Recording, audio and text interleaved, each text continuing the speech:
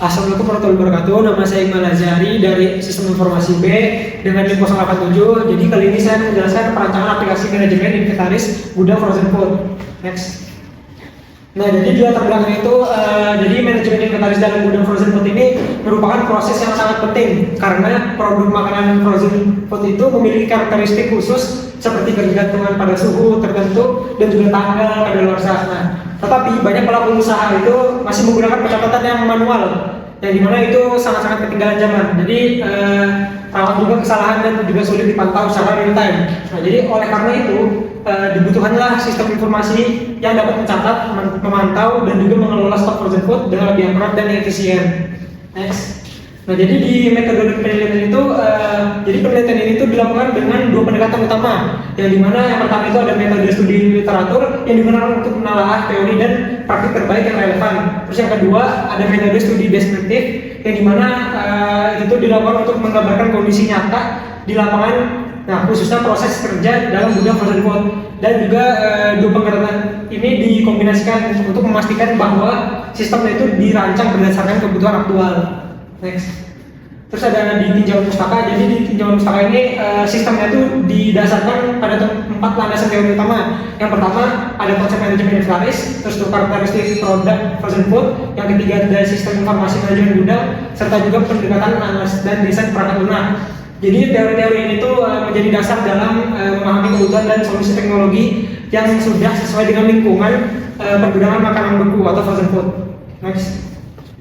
Nah, jadi di analisis sistem ini itu dilakukan dengan mengidentifikasi entitas utama seperti admin, barang, terus ke gudang, pemasok, dan stok. Nah, terus juga selain itu kebutuhan fungsional dan non fungsional itu ditentukan berdasarkan aktivitas operasional yang terjadi di gudang. Nah, jadi hasil analisnya itu digunakan sebagai dasar untuk merancang struktur data.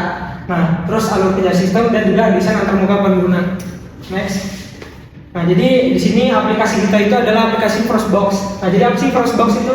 Jadi aplikasi Frostbox itu adalah aplikasi manajemen inventaris yang dirancang khusus untuk menunjang kebutuhan penyimpanan produk makanan beku di gudang. Nah, jadi aplikasi ini tuh bisa memfasilitasi pencatatan digital untuk setiap aktivitas barang. Nah, terus juga bisa mencatat stok masuk dan keluar, terus tuh bisa membuat stoknya itu menjadi lebih cepat dan efisien dan juga minim kesalahan lah.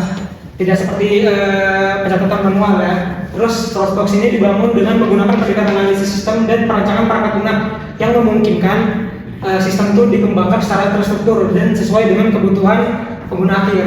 Next. Nah, jadi apa aja fitur di Frostbox ini?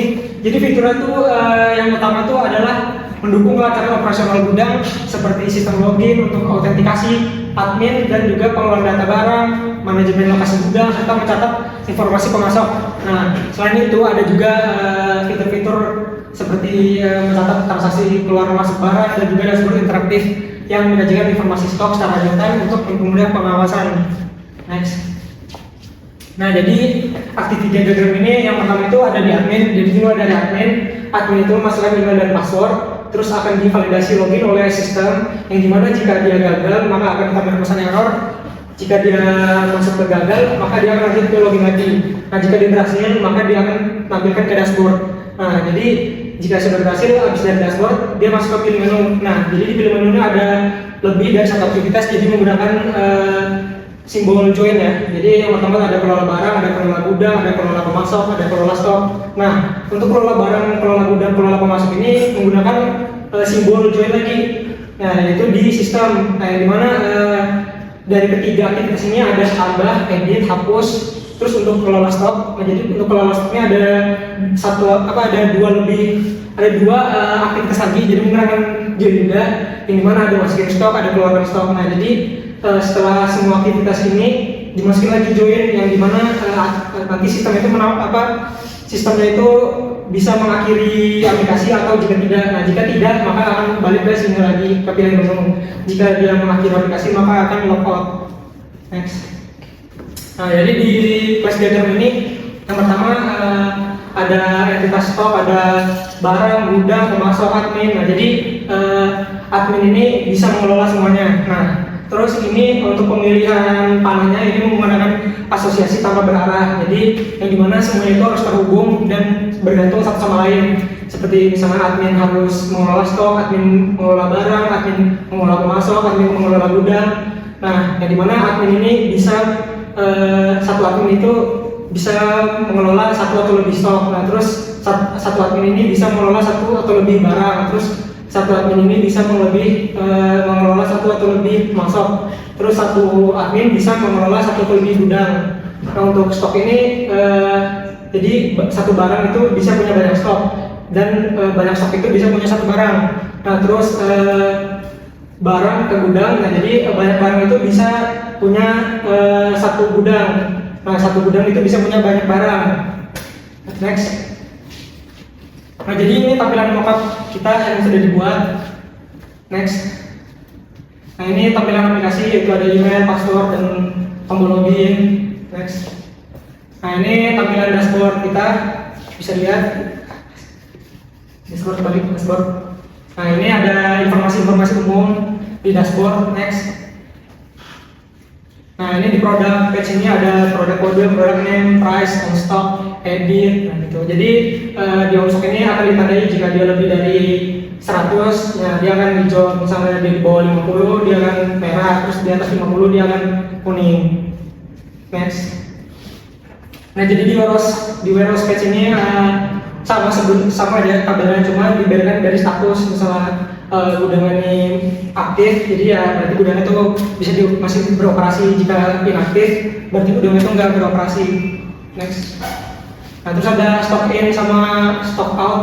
Nah, jadi di sini buat admin mencatat stok update stok itu akan ada tombol take in or out. Nah, jadi yang dimana tombol ini nanti akan membuka form buat admin memilih dia mau masukin stok atau mau mengeluarkan stok. Nah, nanti jika dia milih update stok, maka nanti yang tampil di sini. Jika dia milih update stok masuk, maka yang tampil akan di sini.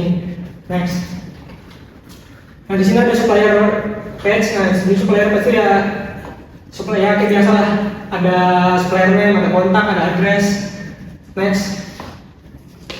Nah, jadi di sini ada color teori dan terusnya. Jadi yang pertama itu ini ada warna black charcoal kalau salah, terus ada merah violet di situ, terus ada magenta, ada biru muda, terus ada hijau stabilo, ada ini saya lupa ini hijau telur kali. Next. Itu saja. Jika ada kesalahan mohon dimaafkan. Assalamualaikum warahmatullahi wabarakatuh.